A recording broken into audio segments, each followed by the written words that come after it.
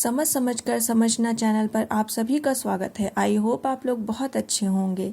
और मैंने कल वर्णमाला पर एक वीडियो डाली थी, लेकिन वो वीडियो एरर्स के कारण वो मुझे कुछ सही नहीं लगी। इस वजह से मैं आज दो टॉपिक्स को एक साथ कवर करने की कोशिश कर रही हूँ। एक है वर्णमाला और दूसरा है अल्पविराम। तो मैं सोच रही हूँ कि ये वर्णमाला वाला जो चैप्टर है इसे मैं इस वीडियो में ऐड कर करके दोनों चैप्टर्स को मैं एक साथ मिला करके आप लोगों को समझा दूँ। तो स्टार्ट करते हैं वीडियो को हम लोग।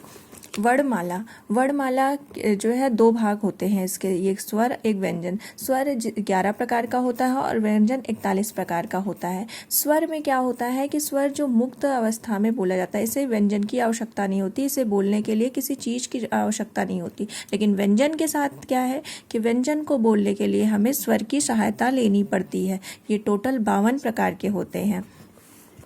और स्वर जो है स्वर के दो प्रकार होते हैं, एक होता है हर्ष स्वर, एक होता है दीर्घ स्वर। हर्ष स्वर 4 प्रकार होते हैं, आ ई उ री, ये 4 प्रकार के होते हैं। और जो ये दीर्घ स्वर होता है ये आ ई उ ए ओ और ये 7 प्रकार के होते हैं।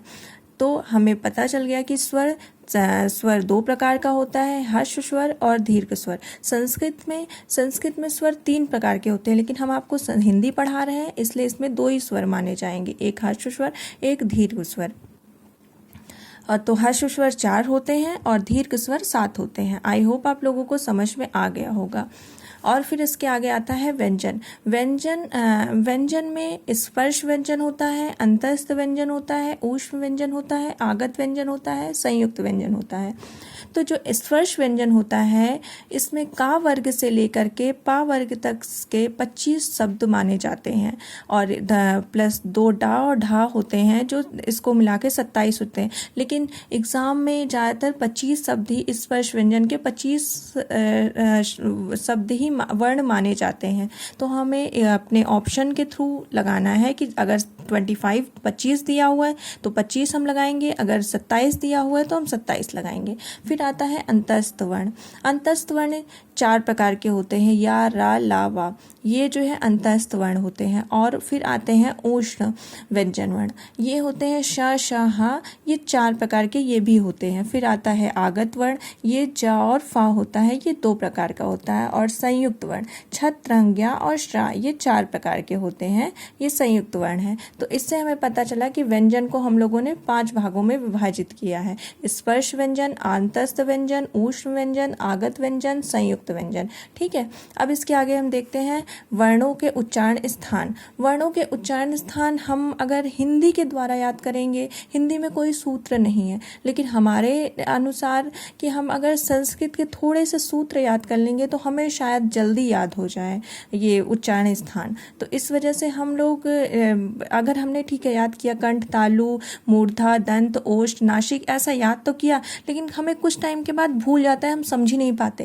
लेकिन हम सूत्र के द्वारा याद करेंगे तो शायद हमें ज़्यादा टाइम तक याद रहे।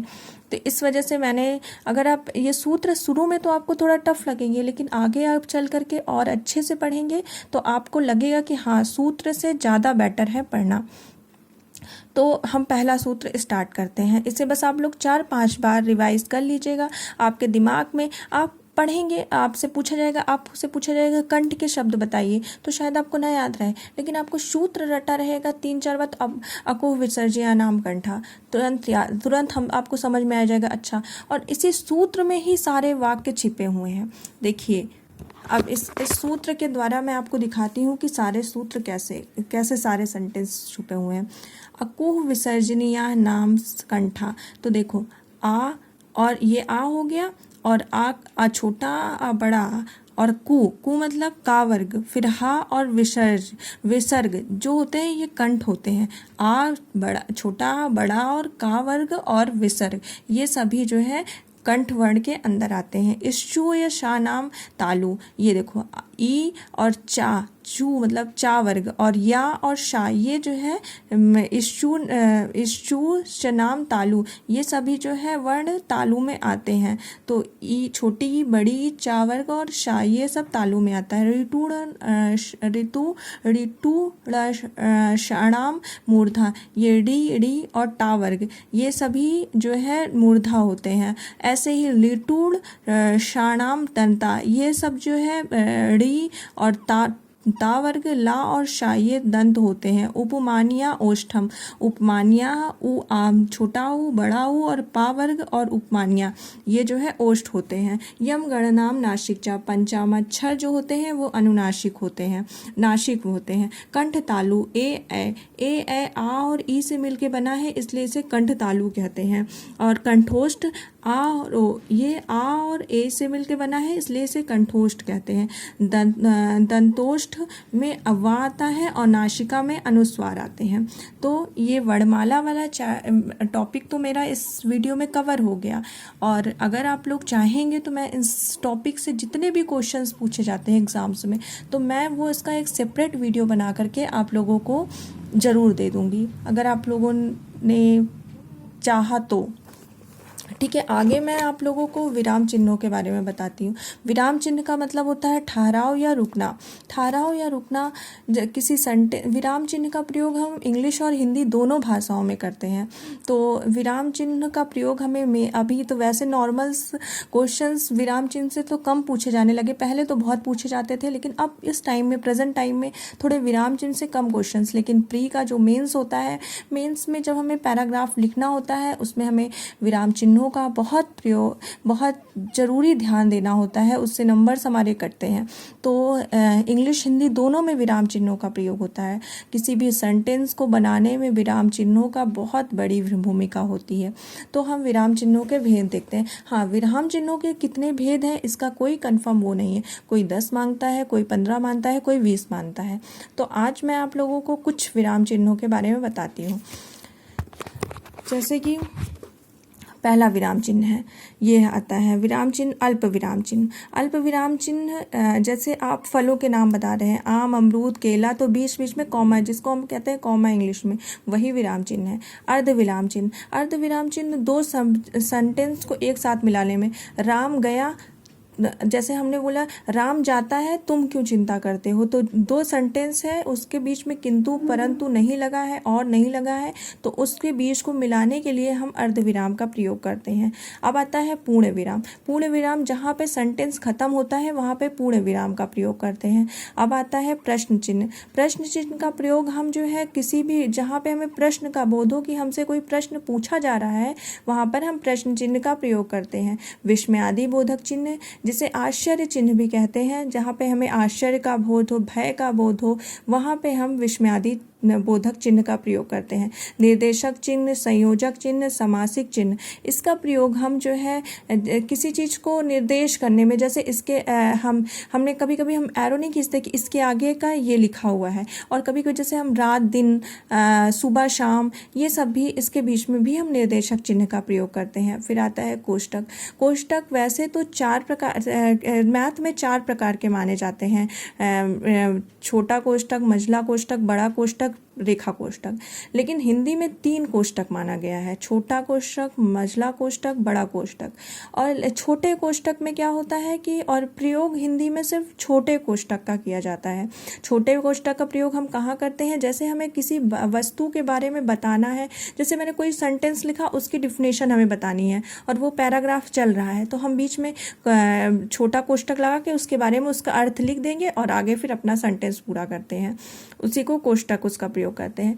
अवतरण चिन्ह या उद्धरण चिन्ह। अवतरण चिन्ह में, उद्धरण चिन्ह में सिंगल इन्वर्टेड कॉमा जिसे कहते हैं, वैसे जैसे किसी चीज़ की रचना किसी ने की हुई है, जैसे कामायनी की रचना जयशंकर प्रसाद जी ने की है, तो हम कामायनी में सिंगल इन्वर्टेड कॉमा लगाएंगे, तो वहीं पे अवतरण का चिन्ह का प्रयोग होता है। तो आप लोग इतना ध्यान रखिएगा, अवतरण चिन्ह और उद्धरण चिन्ह का एक ही को बोलते हैं। कभी कभी एग्जाम में पूछ लेते हैं, अवतरण ना पूछ करके उद्धरण पूछ लेते हैं, तो हमें कंफ्यूज नहीं होना है, सिंगल इन्वर्टेड कॉमा को ही उद्धरण चिन्ह कहते हैं। उपविराम या अपूर्ण विराम। पूर्ण विराम का ही पूर्ण विराम को इसको याद करने के लिए आप पूर्ण विराम की लाइन खींच करके उसको बीच से मिटा देंगे तो इससे हमें याद रहेगा। और विवरण चिन्ह हम जो है वाक्यों के अंश को बताने में, जैसे कि अभी हम आपको इम्पोर्टेंट इसी में हम दिखाते हैं, जैसे मैंने लिखा है विराम चिन्हों के भेद, तो मैंने आगे लगाया है ना कि विराम चिन्हों के इतने भेद हैं, तो इसी में हम विवरण चिन्ह का प्रयोग करते हैं।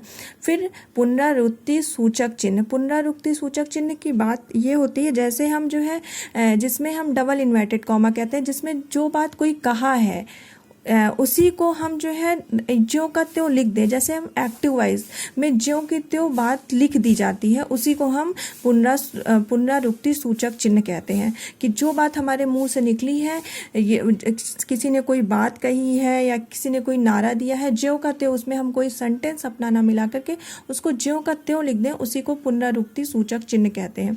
फिर आता है लाघव चिन्ह किसी चीज़ को संक्षिप्त रूप में लिखना, जैसे उत्तर प्रदेश को हम यूपी लिख दें, तो यू के बाद हम जीरो लगाते हैं, फिर पी, तो उसी को कहते हैं लाघव चिन्ह। फिर लोप चिन्ह का प्रयोग हम जैसे यहाँ आप लोगों को याद होगा कि बचपन में हम लोग क्या करते हैं कि हम लोगों को किसी चीज़ का पैराग्राफ का अर्थ लिखने को होता था, तो हम व्याख्या नीचे लिखते थे, उसके ऊपर हम जो पोयम रहती थी या कोई लाइन रहती थी, जिस लाइनों का हमें लिखना रहता था व्याख्या, उसका हम पहला अक्षर और डॉट डॉट करके लास्ट अक्षर लिख देते थे और नीचे व्याख्या उसकी लिखते थे, तो वही है लोप चिन्ह। फिर पाद चिन्ह आता है। पाद चिन्ह जैसे निर्देशक चिन्ह ऊपर लगाया जाता है बीच में, वैसे पाद चिन्ह शब्द के नीचे लगाया जाता है, इसलिए इसका नाम पाद चिन्ह है। फिर दीर्घ उच्चारण चिन्ह का प्रयोग ये है, ऐसा बनता है दीर्घ उच्चारण को, जैसे हम जो है उच्चारण करते हैं तो थोड़ा तेजी से करते हैं, उसे हम दीर्घ उच्चारण चिन्ह कहते हैं। जैसे कोडपि, तो ऐसे यही वाला चिन्ह बीच में आपने कहीं जगह, संस्कृत में इसका प्रयोग ज़्यादा होता है, इसको आपने देखा होगा। फिर पाद बिंदु आता है। फिर हंस पद में जैसे हम किसी चीज़ को भूल जाते हैं, हम लिख रहे हैं और बीच में हम भूल गए कोई सेंटेंस, तो हम इसी तरह के शब्द लगा करके हम पाद चिन्ह के बारे में लिखते हैं। फिर टीका सूचक, ये सारे एक जैसे हमने जो है किसी टॉपिक के बारे में हमने लिखना है, तो हम नीचे उसके जो है ऐसे स्टार का या ऐसे ऐसे करके लाइन ऐसे बनाते नीचे नीचे चले जाएंगे, उसी को टीका सूचक कहते हैं। फिर समाप्ति सूचक जैसे कोई चैप्टर खत्म हुआ है, कोई प्रश्न खत्म हुआ है, तो उसके नीचे हम ऐसे करके इस चिन्ह का प्रयोग करते हैं उस चैप्टर के खत्म होने के लिए, कि हम बताते हैं कि चैप्टर खत्म हुआ है। तुलनात्मक सूचक का मतलब होता है कि किसी चीज़ की, जैसे हम इसको इस तरह से बोल सकते हैं कि तुलनात्मक की इसी के समान ये शब्द है। जैसे पर्यायवाची होती है, उसमें भी हम इसका प्रयोग कर सकते हैं कि यही इसका भी अर्थ है, सेम यही इसके बराबर ये है, 0 के बराबर 0 है, 2 के बराबर 2 है, तो हम इसका प्रयोग उसमें करते हैं। आई होप आप लोगों को वीडियो बहुत समझ में आई हो। जो भी आप लोगों को कमियां लगी हो उसे आप लोग प्लीज़ हमें कमेंट करिएगा। Thank you very much.